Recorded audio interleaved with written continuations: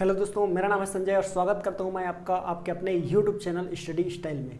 और आज से हम लोग स्टार्ट करने वाले हैं बेसिक इंग्लिश, क्योंकि काफ़ी लोगों का ये डिमांड था कि सर आप इंग्लिश का क्लास जो है वो लेकर के आइए, हम इंग्लिश सीखना चाहते हैं। तो ये क्लास मैं उन्हीं के लिए लेकर के आ रहा हूँ और ऐसे जितने भी कैंडिडेट हैं जो इंग्लिश सीखने के लिए इंटरेस्टेड हैं उनके लिए ये बेस्ट क्लास होने वाली है, क्योंकि हाँ यहाँ हम लोग जीरो लेवल से इंग्लिश सीखने वाले हैं। जी हाँ, बिल्कुल सही सुना आपने, बिल्कुल जीरो लेवल से इंग्लिश।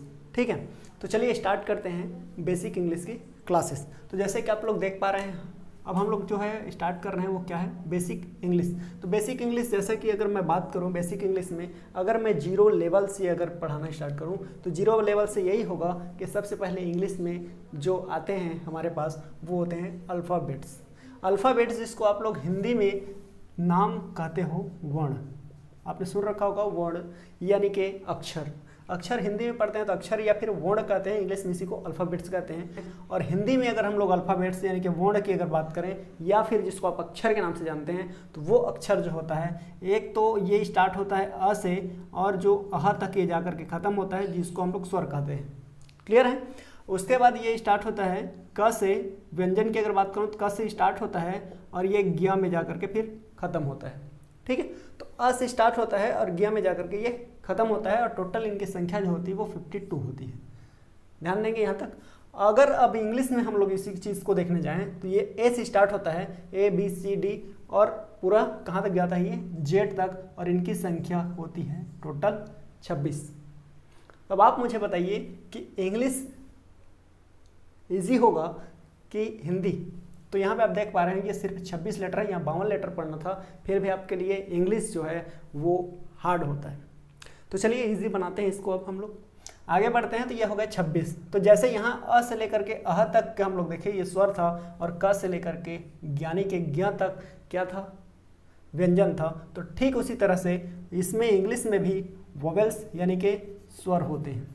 इंग्लिश में भी क्या हुआ करते हैं, स्वर होते हैं। और ये स्वर जो होते हैं ए ई आई ओ यू तक होता है। यानी कि इंग्लिश में अगर हम लोग बात करें स्वरों की संख्या तो ये जो है सिर्फ और सिर्फ 5 होती है, जबकि हिंदी में कितने थे, ये अ से लेकर अह तक, यानी कि हिंदी में ये 13 स्वर होते हैं, 13 वॉवेल्स होते हैं। All other alphabets are consonants. तो जितने भी और अदर जो अल्फ़ाबेट्स बच गए वो सारे हमारे क्या कहलाते हैं, कॉन्सोनेंट कहलाते हैं। Numbers of consonant 21। तो जो कॉन्सोनेंट बच गया, अगर 5 निकाल दे, 26 लेटर था, तो इसमें हमारे पास कुल कितने लेटर्स यानी कि कितने अल्फ़ाबेट्स बच जाते हैं, 21। और वही हमारे क्या हो जाते हैं, कॉन्सोनेंट हो जाते हैं। तो यहाँ तक किसी प्रकार की कोई दिक्कत नहीं है, आपको पहले से ही ये सारी चीज़ें आती होगी। लेकिन मैं जीरो लेवल की क्लास से स्टार्ट कर रहा हूँ, इसी वजह से मुझे यहाँ से स्टार्ट करना पड़ रहा है।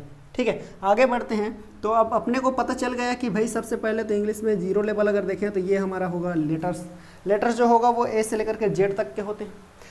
ठीक है, इसको क्या कहेंगे, वर्ण कहेंगे आप लोग, या आप लोग कहते हो अक्षर।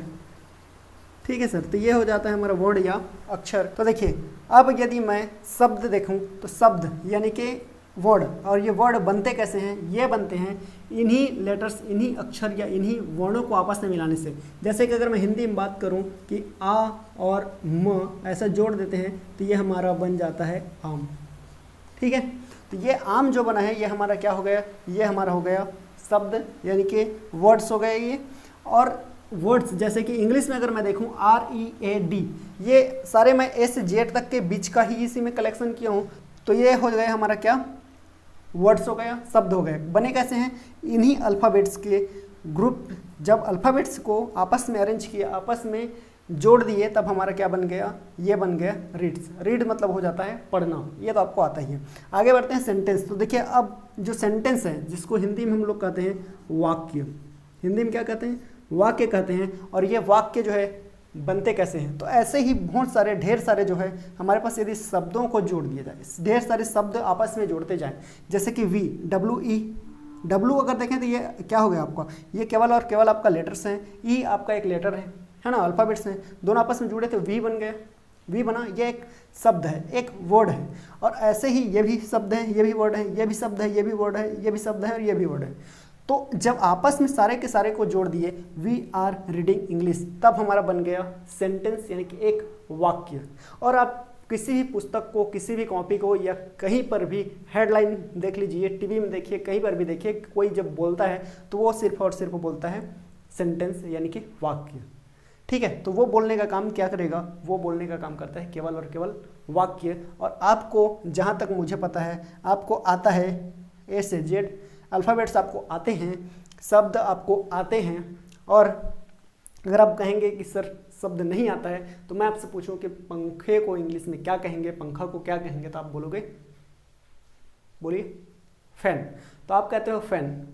कॉपी को क्या कहेंगे, तो भाई आप बोलोगे कॉपी। बुक को जानते ही हो, बुक मतलब पुस्तक को क्या कहेंगे, तो बुक कहेंगे, है ना। तो आपको आता है ये शब्द आपको आते हैं। सेंटेंस आपको नहीं आता है, तो सेंटेंस बनाना नहीं आता है, और क्यों नहीं आता है वो मुझे पता है, तो वही चीज़ आपको सिखाने की आज कोशिश करूँगा। ठीक है, तो आगे बढ़ते हैं और देखते हैं। तो ये जो सेंटेंस हैं इनको फिर से टुकड़ों में डिवाइड करेंगे। क्यों? क्योंकि भाई ये जो सेंटेंस हैं ये अलग अलग टाइप के वर्ड हैं, और इन अलग अलग टाइप के वर्डों को हम लोग क्या क्या कहते हैं वो चीज़ देखते हैं। सबसे पहले मैंने यहाँ पे लिख रखा है वी आर रीडिंग इंग्लिश, तो इसी को मैंने यहाँ लिखा है वी आर रीडिंग इंग्लिश। तो वी आर रीडिंग इंग्लिश यदि मैं यहाँ पे लिखा हूँ, तो ये जो वी लिखा है, यानी कि कोई भी सेंटेंस होते हैं तो हर सेंटेंस के कुछ पार्ट्स होते हैं। कौन कौन से वो पार्ट्स होते हैं, और उन्हें यदि आपको अरेंज करना आ गया तो समझो आपको इंग्लिश आ गई। ठीक है, तो देखो क्या है, वी आर रीडिंग इंग्लिश से अगर मैं यहाँ पे लिखा हूँ, तो वी अगर हम लोग मैं बात करूँ यहाँ पे, तो वी जो होता है ये हमारा है सब्जेक्ट। सब्जेक्ट क्यों भाई, देखो मैं अगर हिंदी में वी आर रीडिंग इंग्लिश अगर मैं बोलूँ तो ये आपका बनेगा हम, है ना, अंग्रेजी पढ़ रहे हैं। ये लिखा है, क्या लिखा है, हम अंग्रेजी पढ़ रहे हैं, यही लिखा है वी आर रीडिंग इंग्लिश। अब देखो अगर मैं बात करूं इसमें, तो इसके कुछ पार्ट्स हो गए। कौन सा, वी हो गया हमारा सब्जेक्ट है, यानी कि हम, ये हो गया सब्जेक्ट। और ये जो आर दिख रहा है इसे कहेंगे हेल्पिंग वर्ब। क्या कहेंगे इसको, हेल्पिंग वर्ब कहते हैं। ठीक है जी, इसको कहेंगे हेल्पिंग वर्ब। यहाँ पर रीडिंग जो आ रहा है, रीडिंग यानी कि रीड, तो रीड मतलब होता है पढ़ना, तो पढ़ना ये हमारा है वर्ब। आपको ये पहचानना आना चाहिए, वर्ब। और इसके बाद ये जो बच गए हमारे पास इंग्लिश, ये हमारा होता है ऑब्जेक्ट। सर आपने तो इंग्लिश में बता दिए, हिंदी में क्या कहेंगे ये भी बताइए। बिल्कुल बता रहे हैं।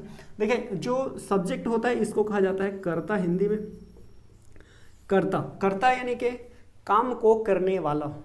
ठीक है, सिंपल सा है, कर्ता मतलब काम को करने वाला, उसी को हम लोग इंग्लिश में क्या कहेंगे, सब्जेक्ट कहेंगे। उसी को क्या कहेंगे, सब्जेक्ट कहेंगे। तो यहाँ पे देखिए वी आर रीडिंग इंग्लिश, अंग्रेजी पढ़ रहे हैं। कौन पढ़ रहा है भाई, कौन पढ़ रहा है, तो वो पढ़ने का काम कर रहे हैं वी, यानी कि हम कर रहे हैं, हम। तो ये हम ही क्या हो गया हमारा, यही हमारा सब्जेक्ट है। ठीक है, अगर मैं हेल्पिंग वर्ब की बात करूं तो इसे कहते हैं सहायक क्रिया। क्या कहेंगे इसको, सहायक क्रिया। अब ये सहायक क्रिया किस चिड़िया का नाम है भाई, तो देखो सहायक चिड़िया नहीं, सहायक क्रिया। तो सहायक क्रिया जो है वो किसे कहेंगे, यानी कि जो काम हो रहा है वो काम कब हो रहा है, काम के समय को बताने वाले जो शब्द होंगे, जो वर्ड होगा, उसे हम लोग कहेंगे सहायक क्रिया। किसे कहेंगे, वे शब्द या वे वर्ड जो कि किसी काम के होने के समय को बताए।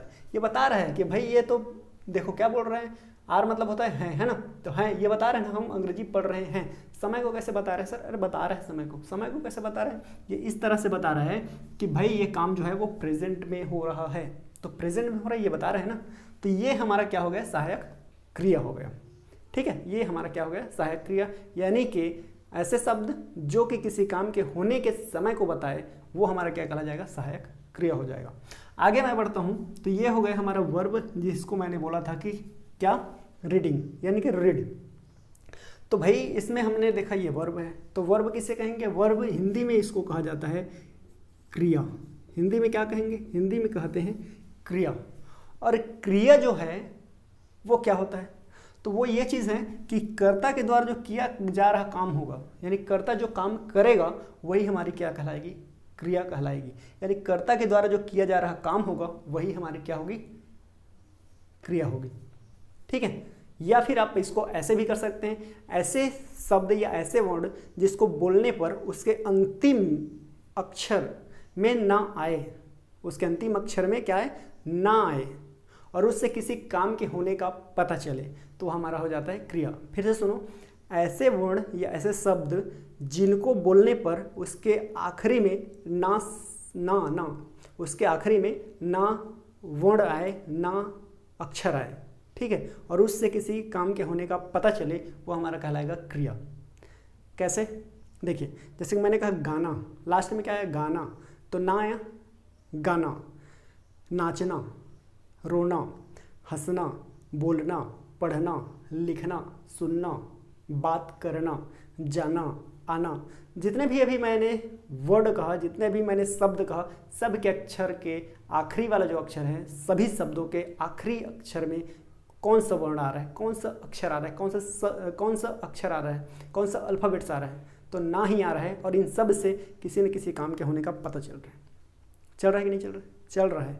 तो ये हमारे हो जाएंगे क्या, क्रिया, ठीक है। तो क्रिया जिसके आखिरी में क्या जाए, ना आए और उससे किसी काम के होने का पता चले। अब आप ज़बरदस्ती के कहेंगे नाना, तो भाई नाना से किसी काम के होने का थोड़ी पता चल रहा है जी, नहीं चल रहा है, तो वो वर्ब यानी कि वो क्रिया नहीं है। झरना बोल दोगे तो सर इसके लास्ट में भी तो ना आ रहा है, अरे आ रहा है, लेकिन वो क्या उससे किसी काम के होने का पता चल रहा है, नहीं चल रहा है ना, तो नहीं चल रहा है, तो ये नहीं है। लेकिन आपने कह दिया कि भाई जाना, अब देखिए ना आया लास्ट में, और जाना मतलब आपको पता चलेगा कि इससे कोई कहीं जा रहा है, तो जाने का पता चल रहा है, काम के होने का पता चल रहा है, तो वो हमारी क्रिया होगी, ठीक है। आगे बढ़ते हैं।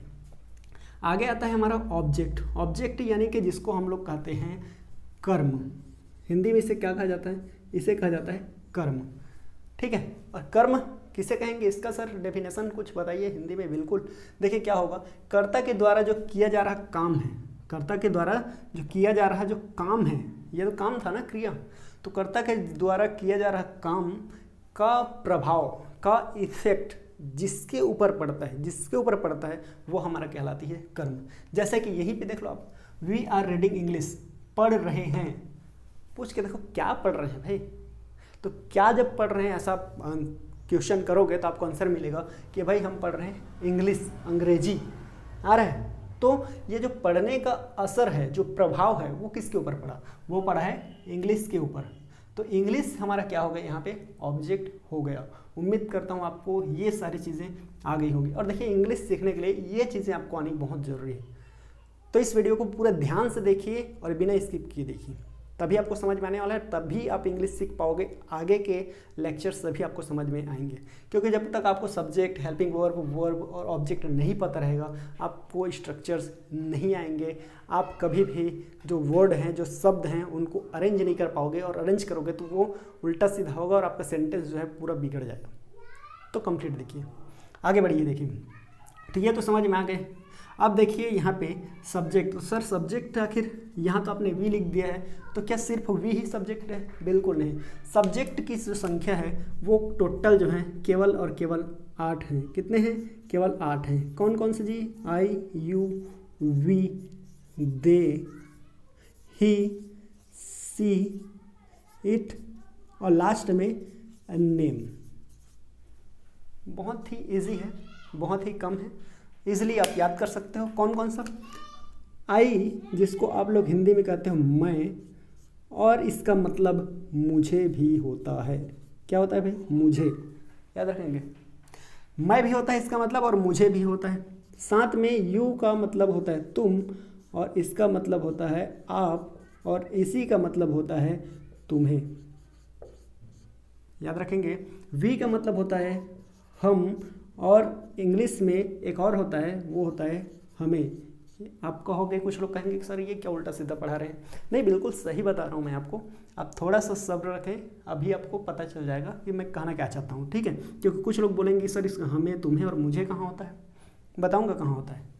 आगे अगर मैं देखूँ, वे इसका मतलब होता है, दे का हिंदी होता है वे, और इसे हम लोग और कहते हैं उन्हें। क्या कहेंगे, उन्हें, उन्हें। ही का मतलब होता है वह या उसे। और एक बात ध्यान देंगे, जैसे कि गर्ल्स और बॉयज़ का जो ड्रेसअप होता है, जो ड्रेस होता है ना, जो ड्रेस होता है, जो कपड़े होते हैं वो अलग अलग होते हैं। ठीक उसी तरह से इंग्लिश में भी जो ही और सी है, ये बॉयज़ और गर्ल्स के कपड़े ही समझ लो, ठीक है, क्योंकि ये वाला जो इसका मतलब होता है, इसका मतलब ही वह और उसे ही होगा, लेकिन ये वाला जो है ये केवल और केवल लड़कों के लिए यूज़ करेंगे, ठीक है, और ये वाला केवल और केवल लड़कियों के लिए यूज़ किया जाएगा। क्लियर है? सी वह जो होगा इसका मतलब वो लड़की के लिए है, ही होगा तो लड़कों के लिए यूज़ करेंगे, ठीक है। जैसे बॉयज़ का अगर कपड़ा जो है गर्ल्स को पहना दे तो थोड़ा अटपटा लगेगा, और गर्ल्स का अगर बॉयज़ को पहना दे तो बहुत ही ज़्यादा अटपटा लगेगा, है ना। तो इसी तरह से ही जो है वो गर्ल्स के लिए नहीं यूज़ हो सकता है, और सी जो है वो बॉयज़ के लिए यूज़ नहीं हो सकता है। इट मतलब होता है यह या इसे, ठीक है। इट मतलब होगा यह, इसे, ऐसा। और नाम आपको पता ही है, नाम जो होगा वो तो कुछ भी हो सकता है, क्योंकि नाम जो है वो ढेर सारे हैं, है ना। अब देखिए, तो ये तो हो गया सब्जेक्ट। अब बात कर लेते हैं क्रिया, सहायक क्रिया। अब सहायक क्रिया में अगर मैं बात करूं तो हमारे पास सहायक क्रिया जो हैं वो बहुत सारे हैं, ठीक है। तो सारे के सारे को एक साथ तो नहीं पढ़ सकते, वो पार्ट में हम लोग पढ़ते पढ़ते जाएंगे। लेकिन अभी के लिए आप लोग एक बात समझ लें कि एक सहायक क्रिया मैं यहाँ पे लिख रहा हूँ, कुछ सहायक क्रियाएं जो हैं मैं यहाँ पे नोट कर रहा हूँ, ठीक है। तो जो सहायक क्रिया मैं नोट कर रहा हूँ वो ये है कि जैसे कि मैं स्टार्ट करूँ इज़, एम और आर। देखिए, इज़ का मतलब होता है, एम का मतलब होता है हूँ, और आर का मतलब होता है हो या हैं, ठीक है। ये आर का मतलब है। तो यहाँ तक तो क्लियर। तो ये हो गई हमारी सहायक क्रियाएं। क्रिया के बारे में हम लोग और ऑब्जेक्ट के बारे में जब टेंस से स्टार्ट करेंगे तब पढ़ेंगे। फिलहाल हम लोग अभी बेसिक पढ़ रहे हैं, बहुत ही बेस पढ़ रहे हैं, तो आप वो सारी चीज़ें देखिए। ऑब्जेक्ट आपका कुछ भी हो सकता है, क्योंकि जो आप काम करेंगे, जो आप हो, उसका असर तो किसी भी ऊपर भी पड़ सकता है ना। तो ये ऑब्जेक्ट बहुत सारे हैं। अब ऑब्जेक्ट इसमें भी और आते हैं। आई का भी ऑब्जेक्ट है। आई ये तो सब्जेक्ट हो गया ना, सब्जेक्ट के लिए लिखा हूँ, तो इसका ऑब्जेक्ट भी होता है। ऑब्जेक्ट कौन सा है? जैसे कि अब फिलहाल वो चीज़ मैं बाद में आपको बात करूँगा, फिलहाल ये छोड़ देते हैं। अब इज एम आर मतलब ये होता है, और एक और मैं बता दूँ आपको, हैव और हैज़, ठीक है। हैव मतलब होता है पास है, और हैज़ का मतलब पास है ही होता है। फिलहाल आप लोग अभी ये चीज़ देखें, क्या कि देखिए आई, अब इनको जो है ये हमारे पास कितने हैं? 3 ही हैं। 3 हेल्पिंग वर्ब फिलहाल मैंने अभी ले रखा है। तो इन तीनों हेल्पिंग वर्ब का इन जो सब्जेक्ट है उनके साथ आपको दोस्ती करवानी है। किनके साथ किनका होगा, ये चीज़ आप देखिए। ये जो आई है इनकी दोस्ती हमेशा होती है, वो होती है एम के साथ। आपने पढ़ रखा होगा, अगर मैं पूछूं हु आर यू, कौन हैं आप, तो आप क्या बोलोगे? आई एम बोलते हो, I am Rajesh, I am Dinesh, Mohan, Sohan, जो भी आप बोलोगे, जो आप हो, तो आई के साथ एम लगाए। आई के साथ आई की दोस्ती जो होती है वो हमेशा एम के साथ ही होती है। यू, वी और दे, इन तीनों की जो दोस्ती होगी वो होती है आर से। बात समझ में आ रही है? तो इनकी दोस्ती आपको करानी है आर से। और यहाँ पे आप एक चीज़ देख रखे हैं कि ही, सी, इट और नेम, ठीक है। तो इनकी दोस्ती जो होती है वो होती है इज से। बहुत ईजी है। तो क्या हो गया, यहाँ से यहाँ तक ये हमारा हो गया एम, ये हो गया आर, और ये हो गया इज, ठीक है। तो एम का मतलब होता है, जैसे कि मैंने आपको बता रखा है कि एम का मतलब जो होता है क्या होगा? हूँ होगा। आर का मतलब हो और है होगा। इज का मतलब है वो है होता है, ठीक है। तो चलिए आगे बढ़ते हैं और देखते हैं कुछ सेंटेंसेस हम लोग का बना करके, है ना। तो कुछ सेंटेंस हम लोग का बना करके देखते हैं। तो चलिए अब हम लोग जो है कुछ सेंटेंसेस आपको बना करके दिखाते हैं, और कुछ सेंटेंस आप प्रैक्टिस करेंगे, ठीक है। तो जैसे कि अगर मैं बात करूं, यहाँ पे ध्यान देंगे, आई एम। अब यहाँ पे आपको क्या करना है, सेंटेंसेस बनानी है, तो शुरुआत यहीं से करनी पड़ेगी। यहाँ पे मैं लिख दे रहा हूँ ऐसा, ठीक है। अब ध्यान देखिए, अब ध्यान से देखिए। अब मैं कुछ सेंटेंसेस बनाने जा रहा हूँ, है ना। तो यहाँ पे मैंने लिख दिया बॉय। बॉय मतलब कि हो गया लड़का, चलो ऐसा है। तो चलिए अब सेंटेंस बनाते हैं। जैसे देखिए, आई एम, अगर मैं इसको इसके साथ जोड़ दूँ, I am boy, I am boy मतलब आई मतलब हो गया मैं, एम मतलब हूँ, और इसका मतलब हो गया लड़का। तो क्या हो गया इसका? आई एम बॉय, मैं लड़का हूँ। क्या हो गया? मैं लड़का हूँ, बात को समझेंगे। यहीं पे अगर मैं बोलूँ यू आर, यू एम तो नहीं बोल सकते क्योंकि यू का इनके साथ जमता नहीं है भाई, इसका अच्छे से जमता है इसके साथ, और ये जब भी आएगा इसी के साथ ही में आएगा, ठीक है। तो यू आर बॉय, तुम लड़के हो, क्योंकि इसका नाम क्या हो गया, यू मतलब तुम लड़के हो, आप लड़के हो, ठीक है। अगला अगर मैं बात करूँ दे, तो दे यानी कि वे, तो दे आर बॉय, वे लड़के हैं, ठीक है। वी आर बॉय, हम लड़के हैं, हम लड़के हैं। वी आर बॉयज़ कर सकते हो तो हम लड़के हैं हो जाएगा। यहीं पे अगर मैं बात करूँ, यहाँ पे अगर ऐसा बनाने जाएँ इनके साथ में तो हो जाएगा ही इज़ बॉय। अब सी इज़ बॉय तो नहीं कर सकते, सी इज़ गर्ल करना पड़ेगा। तो सी के साथ यदि आप इसको कनेक्ट करोगे तो सी इज़ क्या हो जाएगा, गर्ल, वह लड़की है, ठीक है। आगे अगर मैं बात करूँ इट, तो इट का तो वैसे भी यूज़ हम लोग दिन तिथि दिनांक समय के लिए करते हैं, फिलहाल अभी मैं इसका यूज़ यहाँ पे नहीं कर रहा हूँ। आगे अगर नेम की बात करूँ तो नाम यदि एक जने का हो तब इज यूज़ करना है, और एक से अधिक हो जाए तब आर करना है, ठीक है। तो इज अगर हम लोग कहें एक हो तब क्या करना है, यदि नाम एक ही हो तब क्या यूज़ करना है, इज यूज़ करना है, और एक से अधिक हो जाए तो क्या यूज़ करना है, आर। जैसे कि राजेश इज, यहाँ पे बोला राजेश इज बॉय, तो राजेश लड़का है, ऐसा हो गया। लेकिन अगर यहीं पे मैं बात करूं कि राजेश एंड राज, तो राजेश एंड राज आर करना पड़ेगा क्योंकि दो हो गए हैं, तो Rajesh and Raj are boys हो जाएगा क्योंकि वो दो हो गए हैं, ठीक है। तो जब प्लूरल आ जाए, देखिए अब सिंगुलर और प्लूरल अगर आपको समझ में नहीं आता तो मैं आपको बता दूं, ऐसे सब्जेक्ट जिसमें केवल और केवल आप हैं, देखिए ऐसे सब्जेक्ट जिसमें आप होते हो, जैसे आई मैं बोलूँ तो उसमें मैं हूँ, अगर मैं हम बोलूँ, हम आप और मैं, तो हम बोल रहे हैं तो हम, मेरे बिना हम तो नहीं हो सकता है। तो आई और वी इन दोनों में अगर इसको कंप्लीट होना है, मैं कहूँगा तो मैं उसमें रहूँगा, हम कहेंगे तभी भी मैं उसमें रहूँगा, तो ये हमारा हो जाता है फर्स्ट पर्सन। क्या हो जाएगा ये, फर्स्ट पर्सन।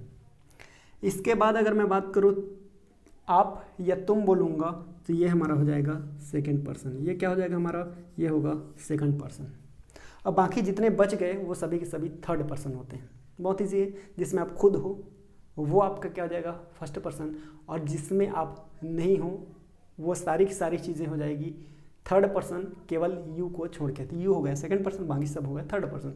बहुत ईजी था। जिसमें अकेले ही हो वो सिंगुलर, जिसमें एक से अधिक लोग हों वो प्लूरल। आप बोला तो आप कमेंट करिए। अब बताइए कितने लोग कमेंट्स करेंगे, केवल आप ही तो नहीं करोगे, आपके संग संग और का बाकी लोग जो वीडियोस देख रहे हैं वो लोग भी तो कमेंट्स करेंगे ना। तो वो क्या हो जाएगा, आप बोला तो सब लोग कर रहे हैं, मतलब क्या है, ये प्लूरल है, यू प्लूरल है। आई देखिए मैं बोला हूँ तो मैं अकेले हूँ, तब ये क्या हो गया, सिंगुलर हो गया। लेकिन अगर मैं बोलूँ हम इंग्लिश सीखेंगे, तब क्या हो गया, हम इंग्लिश सीखेंगे। जब मैं बोल रहा हूँ तो आप भी सीखोगे मैं भी सीखूंगा, मतलब दोनों सीख रहे हैं। इस कंडीशन में ये क्या हो गया, प्लूरल हो गया। मतलब एक से अधिक लोग जहाँ हुए तो वो प्लूरल कहलाएगा। और यदि एक ही हुआ तो वो हमारा सिंगुलर होगा। ठीक है, तो चलिए ये तो आ गया आपको समझ में। तो ऐसा सेंटेंस आप बना सकते हैं। यहाँ सिर्फ वॉइस नहीं लगाना है, ऑब्जेक्ट में आप कुछ भी लगा सकते हैं। यहाँ पे है जैसे कि आई एम स्मार्ट, मैं स्मार्ट हूँ, ऐसा लगा सकते हैं। I am teacher, I am student, I am, कुछ भी लगाओ जो आपको अच्छा लगता है, लेकिन वो नाउन होना चाहिए और इसके साथ मैच करने वाला नाउन ना। ऐसा नहीं है कि कुछ भी लगा दिए। तो ये हो जाएगा I am Mohan, I am Sohan, I am Dinesh. तो एडजेक्टिव्स लगा सकते हो और नाउन्स लगा सकते हो यहाँ पे, इसको हटा करके। ठीक है, अगला अगर मैं बात करूँ इसी में, तो जैसे यू आर के बात अगर चाहें तो आप लगा सकते हो कि यू आर ब्यूटीफुल, आप सुंदर हो। यू आर हैंडसम, आप भैया हैंडसम हो। ऐसा बना सकते हैं सेंटेंसेस बहुत सारे, जो आपको आना है बनाना है वो बना सकते हो। आगे अगर मैं बात करूँ, ये तो चलो ठीक था सर, अब बताए तो ये तो आ गया समझ में। अब ये मुझे वाला कॉन्सेप्ट क्या है, मुझे, तुम्हें, हमें, उन्हें, उसे, इसे, ऐसा ये कहाँ पहले यूज़ होगा देखो। तो इसके लिए अभी मैं आपको एक और हेल्पिंग वर्ब बना करके दिया था, और वो हेल्पिंग वर्ब था कौन सा, वो चीज़ देखो। अब उसके साथ हम लोग सेंटेंसेस जो है क्या कर रहे हैं, बना रहे हैं। ठीक है, तो जैसे कि अगर मैं बात करूँ यहाँ पे, ठीक, यहाँ पे ध्यान देगा। तो अगर मैं यहाँ पे लिखूँ, दो और मैं भी लिखा था, एक लिखा था हैव और एक लिखा था हैज़, ठीक है। तो अगर मैं लिखूँ हैज़, तो हैज़ जो है इतने के साथ देखिए, इन जो ही सी इट और नेम, ये जो चार हैं, इन चारों के साथ में आपको यूज़ करना है हैव। क्या यूज़ करना है? हैव। और ये जो ऊपर वाले हैं, ठीक है, कहाँ तक?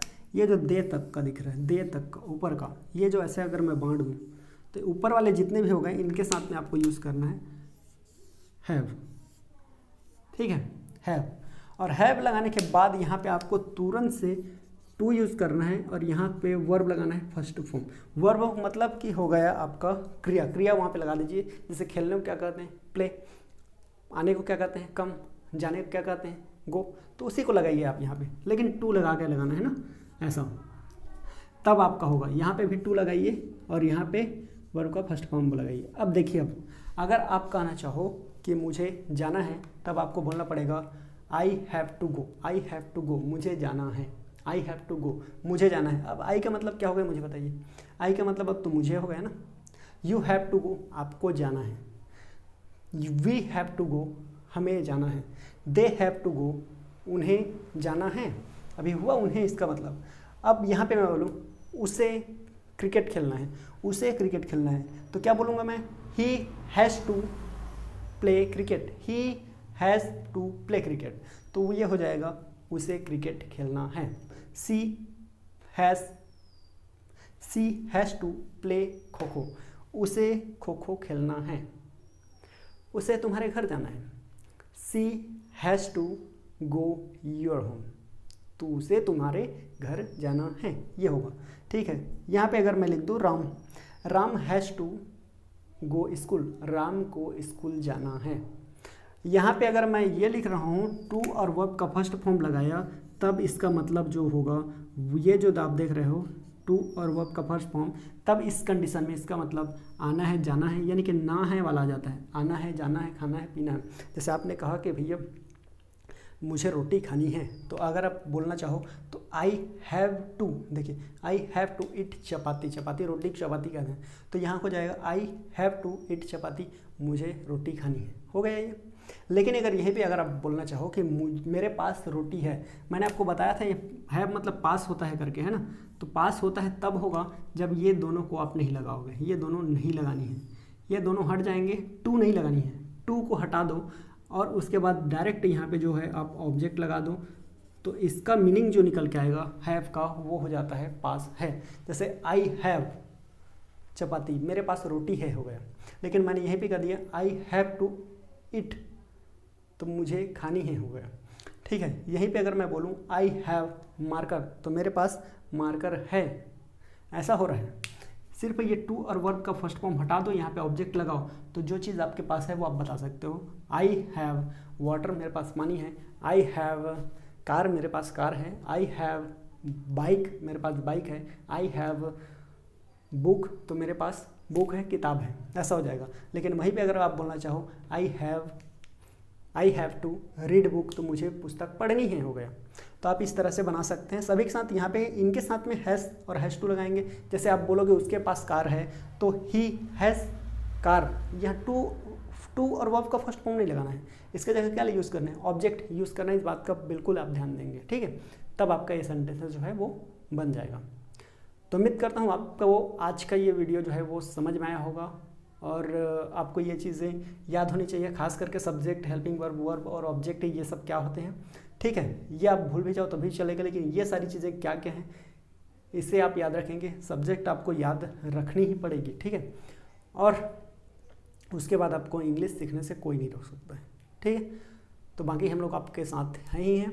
तो अगर वीडियो आपको अच्छी लगी हो तो वीडियो को लाइक करिए और चैनल को सब्सक्राइब करना बिल्कुल मत भूलिएगा, क्योंकि आने वाले जो वीडियो के नोटिफिकेशन है नेक्स्ट पार्ट का, वो आपको टाइम पर मिलना चाहिए, ठीक है, तभी आप प्रैक्टिस कर पाएंगे। तो ठीक है, मिलते हैं नेक्स्ट वीडियो में, तब तक के लिए बाय बाय और जय हिंद।